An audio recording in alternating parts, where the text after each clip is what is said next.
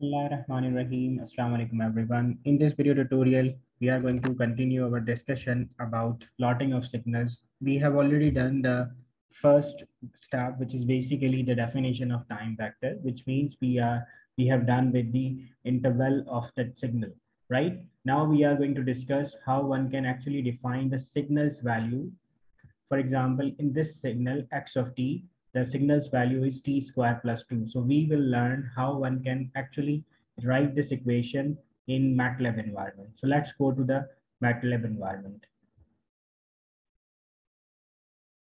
This is the MATLAB environment, and just to be sure, because we are going to plot a signal, that means we need multiple lines or multiple instructions to complete this program of plotting.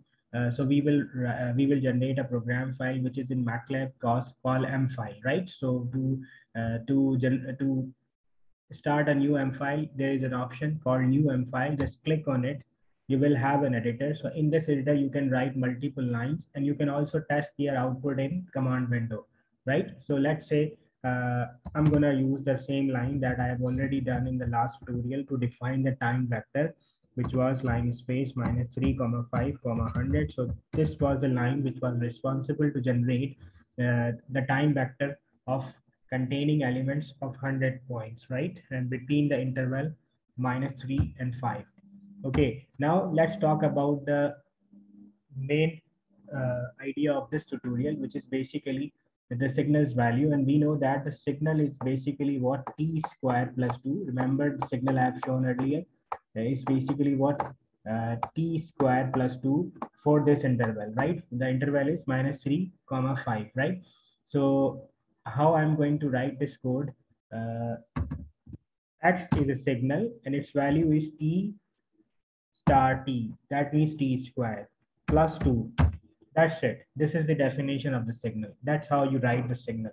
But one important point which is missing here, it is going to be a vector, because time is a vector, and we know that you cannot simply multiply vectors like matrices. That rather you need to use a dot operator because they involve element wise multiplication. I have already done the tutorial on element wise multiplication. So if you need any assistance on element wise multiplication or dot product of vectors, you can watch that tutorial I'm going to give you here in card, right? So it should be what dot multiplication or dot product of vector, rather simply multiplication.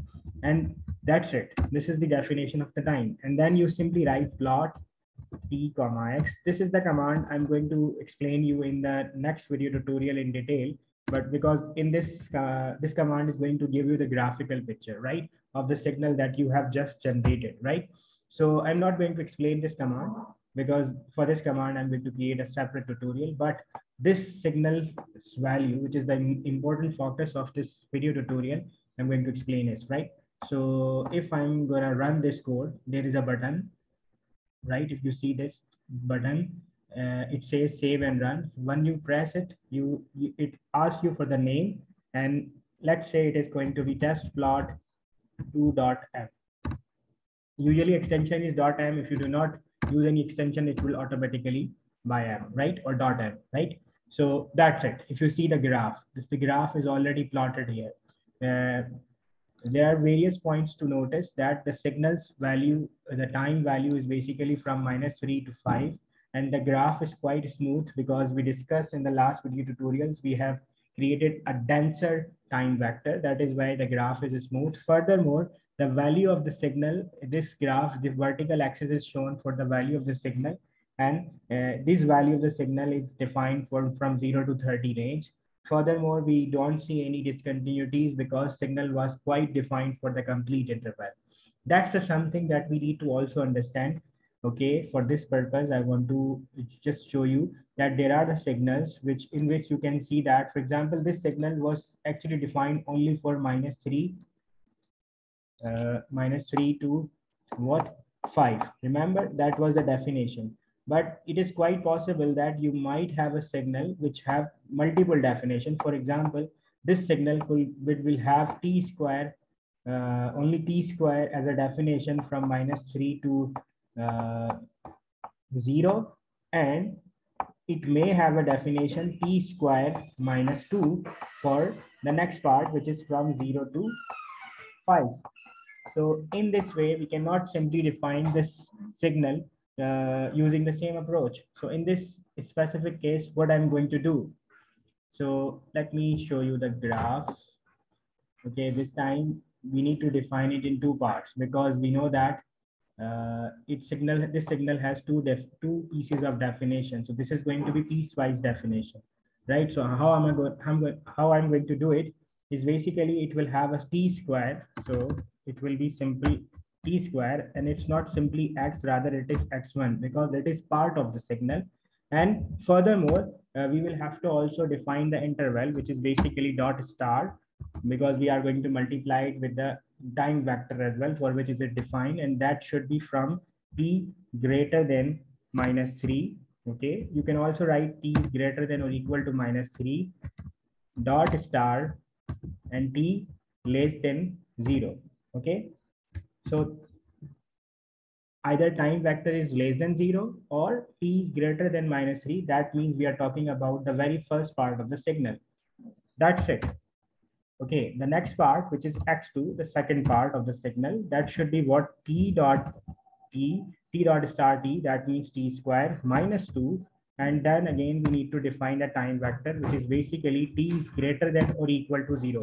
This is something which one need to understand very carefully. Remember, in the first definition, we use t is less than 0. That means we did not include time value 0 in the first definition, but rather we are going to include it in the signal because signal is going to be continuous. It does not have any discontinuity. Remember, we have already discussed this thing in signal systems theory part, where we discussed the signal may have discontinuity, right? But we are talking about right now complete defined signal or continuous signal. So signal must be defined for each and every interval of time or each and every distinct point of the time. So t is greater than or equal to 0, right? And then dot star, the final part of the signal, which is t is less than or 5. So if you are observing it very carefully, what I've done, actually I've defined the signal, another definition for this part, and for this interval another definition, and now we have two signals, so we will have to simply sum them up. So x is equal to x1 plus x2. Both of the signals should be included, and then the next thing should be plot t comma x. So this is how you actually define piecewise function or piecewise signals, or signals which have various definitions for the giving range, right? So if I'm going to run this code, now you can observe this thing. You see that there's a quite discontinuity behavior, because before 0, this signal was following this kind of graph. Earlier, you noticed that the graph was going smoothly, but now there's a jump over here. And this is jump because you have a two different behavior. And in signaling system, in communication theory, you normally look for the signals which are having different behavior in different time interval, right? We are further going to discuss it in advanced topics of plotting and advanced topics of signaling system. But from this tutorial, that's it from this video tutorial. In this video tutorial, what I've explained you how you can actually define the signals in MATLAB environment. I hope you got it. Still, if you have any confusion and queries, you can post your queries in comment section. Thank you so much for listening.